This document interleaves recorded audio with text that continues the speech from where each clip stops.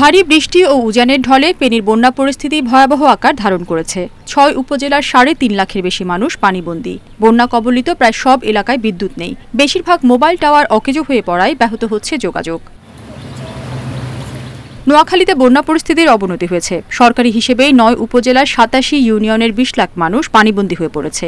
কোনো বাড়িতে কোনো ফ্যামিলি নেই, সবাই রাস্তায় চলে এসেছে। পানি ভরপুর পানি, সব ছেড়ে শুধু আমরা আমাদের সাথে যেগুলো এগুলো নিয়ে আমরা বাচ্চা নিয়ে রোডে এ পর্যন্ত আসছি। রেললাইন পর্যন্ত, রেললাইনের পূর্বে আরো ডুবে গেছে বেশি, পাটারি বাড়ি টাড়ি সুদ্ধা। উজানের ঢল অব্যাহত থাকায় চট্টগ্রামের হাটহাজারী, ফটিকছড়ি ও মিরসরাইয়ে বন্যা পরিস্থিতির অবনতি হয়েছে। এর মধ্যে বৃহস্পতিবার রাতে নাজিরহাটে নতুন করে হালদা নদীতে ভাঙন দেখা দেয় নতুন নতুন এলাকায় পানি প্রবেশ করছে। লক্ষ্মীপুরের ৪টি পৌরশহর সহ নিম্নাঞ্চলের ৪০ এলাকা তলিয়ে পানিবন্দী ৬ লাখ মানুষ। খাগড়াছড়ি জেলা সদর থেকে পানি নেমে গেলেও দীঘিনালার মেরুং ইউনিয়নের বেশিরভাগ এলাকা এখনও প্লাবিত। এছাড়াও কবাখালী ও বোয়ালখালী ইউনিয়নের কয়েক গ্রাম তলিয়ে আছে। এদিকে শুক্রবার রামগড়ে পাতাছড়া এলাকায় পাহাড় ধসের ঘটনা ঘটে। এখান থেকে আমাদেরকে রেড ক্রিসেন্ট সোসাইটির মেয়েরা ছেলেরা উদ্ধার করছে। আমরা গেছিলাম, অনেক দূরে দূরে ছিলাম। এখন পানি কমে যাওয়াতে আমরা আসছি এলাকায়। খুবই কষ্ট। এখন হাঁস কুড়া মুরগি ছিল, এগুলো মারা গেছে। মৌলভীবাজারের রাজানগর ও কুলাউড়া উপজেলায় ২ শতাধিক গ্রাম প্লাবিত হয়ে দুদিন ধরে পানিবন্দী ২ লক্ষাধিক মানুষ। এদিকে মনু নদের বাঁধে কয়েক স্থানে ভাঙনে প্লাবিত হচ্ছে নতুন নতুন এলাকা। রাজনগরে নরমালি বন্যা হয় না, যেহেতু আমাদের এই ধরনের মানুষের অভিজ্ঞতা নাই, এই কারণে ক্ষয়ক্ষতিটা বেশি হচ্ছে। হবিগঞ্জে খোয়াই নদীর পানি হাওর হয়ে লোকালয়ে প্রবেশ করায় সদর, শায়েস্তাগঞ্জ ও চুনারুঘাট উপজেলার ১০,০০০-এর বেশি মানুষ পানিবন্দী। রেশমি নন্দী, ইন্ডিপেন্ডেন্ট নিউজ।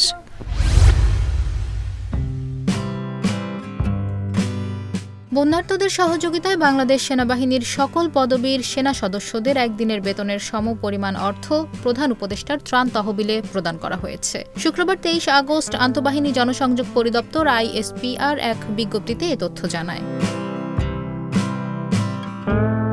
বিজ্ঞপ্তিতে বলা হয়, বাংলাদেশ সেনাবাহিনীর সকল পদবীর সেনা সদস্যদের একদিনের বেতনের সমপরিমাণ অর্থ বন্যার্তদের সহযোগিতায় প্রধান উপদেষ্টার ত্রাণ তহবিলে প্রদান করা হয়েছে। ফেনী, চট্টগ্রাম, কুমিল্লা, নোয়াখালী, সুনামগঞ্জ, হবিগঞ্জে চলমান ভয়াবহ বন্যায় ক্ষতিগ্রস্তদের সাহায্যার্থে মানবতার সেবায় এ অর্থ প্রদান করা হয়। বন্যা কবলিত এলাকায় সেনা সদস্যরা সক্রিয় ভূমিকা পালনের পাশাপাশি একটি মহতী উদ্যোগে সরাসরি সম্পৃক্ত হল বলেও বিজ্ঞপ্তিতে উল্লেখ করা হয়েছে। আরও বলা হয়েছে, এই তহবিলের অর্থ ত্রাণ ও কল্যাণ কাজে ব্যয় করা হয়। প্রেরিত অর্থ সরকার কৃতজ্ঞতার সঙ্গে গ্রহণ করে এর যথাযথ হিসাব সংরক্ষণ করবে। বৃষ্টি ও ভারত থেকে নেমে আসা পাহাড়ি ঢলের কারণে ভয়াবহ হয়ে উঠেছে দক্ষিণ পূর্বাঞ্চলের বন্যা পরিস্থিতি। ১০ জেলায় বন্যা কবলিত অন্তত ৪২ লাখ মানুষ। আকস্মিক বন্যায় ঘরবাড়ি, রাস্তাঘাট তলিয়ে বিপাকে পড়েছেন তারা। অনেকেই ঘর থেকে কিছু বের করতে না পেরে খালি হাতে ছুটে এসেছেন আশ্রয় কেন্দ্রে। দুর্গত এলাকায় এখন দেখা দিয়েছে বিশুদ্ধ পানি ও খাবার সংকট। দুর্গত এলাকাগুলোতে সশস্ত্র বাহিনীর সহযোগিতায় উদ্ধার ও ত্রাণ কার্যক্রম শুরু হয়েছে। এই বন্যায় এখন পর্যন্ত ১৩ জনের মৃত্যু হয়েছে, আর ৩,১৬০টি কেন্দ্রে আশ্রয় নিয়েছেন ১,৮৮,০০০ মানুষ।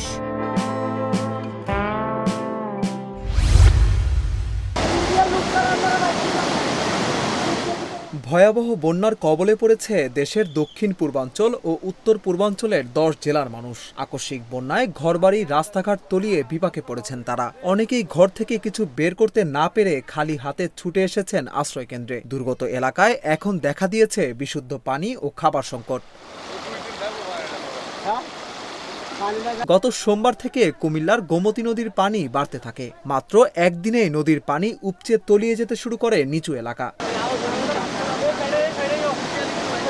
আকস্মিক বন্যায় বেশি বিপাকে পড়েছেন গোমতী নদী তীরবর্তী এলাকার মানুষ।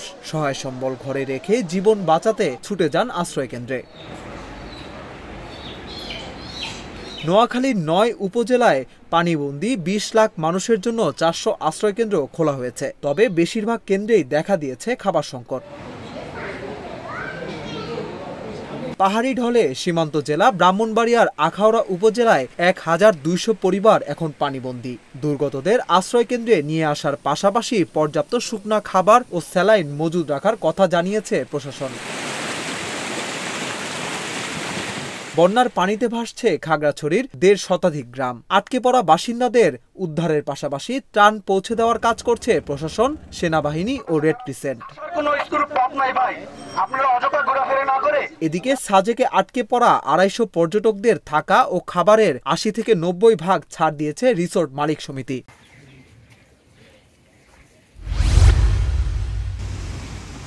শুক্রবার পর্যন্ত দেশের সর্বোচ্চ বৃষ্টি কক্সবাজারে 151 মিলিমিটার, তবে কুমিল্লায় 49 মিলিমিটার বৃষ্টি হলেও পরিস্থিতি অবনতি হয়েছে উজানের ঢলে। সবচেয়ে নাজুক ফেনী, পুরো এলাকা ডুবে থাকায় বিচ্ছিন্ন সব ধরনের যোগাযোগ। ফেনী, নোয়াখালী, কুমিল্লা, চট্টগ্রাম, খাগড়াছড়ি, রাঙামাটি, কক্সবাজারে শুক্রবার বৃষ্টি কম হলেও শনিবারে আছে ভারী বর্ষণের আভাস, আর 26 আগস্ট পর্যন্তই থাকতে পারে এ অবস্থা। ভারী থেকে অতি ভারী বৃষ্টির সম্ভাবনা রয়েছে এবং আগামী 72 ঘন্টায় এবং বিশেষ করে দক্ষিণ পূর্বাঞ্চলের এই সকল জায়গাগুলোতে হয়তো আজকে কোথাও হয়তো কিছুটা তুলনামূলক বৃষ্টিপাত কম হতে পারে, তবে হয়তো এক জেলায় একটু কম হলে আরেক জেলায় হয়তো ওইভাবে কমবে না, তবে কিছুটা কম। তারপরেও আবার আগামীকাল এবং তারপরের দিন কিন্তু বৃষ্টিপাতের পরিমাণ আবারও কিছুটা বৃদ্ধি পাবে। উজানে পানি কমতে শুরু করলেও ভাটিতে মনু, খোয়াই, গোমতী, ফেনী, হালদা সহ 7 নদীর পানি বিপদসীমার ওপরে। তবে মেঘনা অববাহিকায় পানি বিপদসীমার নিচে থাকায় নতুন এলাকা প্লাবিত হওয়ার সুযোগ দেখছে না বন্যা পূর্বাভাস কেন্দ্র। এতে শনিবার থেকেই উন্নতি হতে পারে বন্যা পরিস্থিতি। উজানেও দেখা যাচ্ছে যে পানি বর্তমানে কিছুটা হ্রাস পাচ্ছে এবং হ্রাস পাওয়ার প্রবণতা দেখা যাচ্ছে। এর ফলে আগামী 48 ঘন্টা পর্যন্ত একটা অব্যাহত হ্রাস পাওয়ার প্রবণতা থাকতে পারে এবং এর ফলে এই আগামী 48 ঘন্টার সময় আমরা আশা করছি যে অনেক স্থানই মোটামুটি 14টি যে পয়েন্টে পানি বিপদসীমার উপরে আছে 7টি প্রধান নদীর, এই 5টি জেলার প্রতিটা পয়েন্টই অধিকাংশ স্থানই পানি বিপদসীমার নিচে নেমে আসতে পারে। এছাড়া গঙ্গা, পদ্মা, ব্রহ্মপুত্র ও তিস্তা অববাহিকায় পানি বিপদসীমার অনেক নিচে থাকায় সারা দেশে বন্যার শঙ্কা দেখছে না বন্যা পূর্বাভাস ও সতর্কীকরণ কেন্দ্র। Shahriar Anirban, independent news, Dhaka.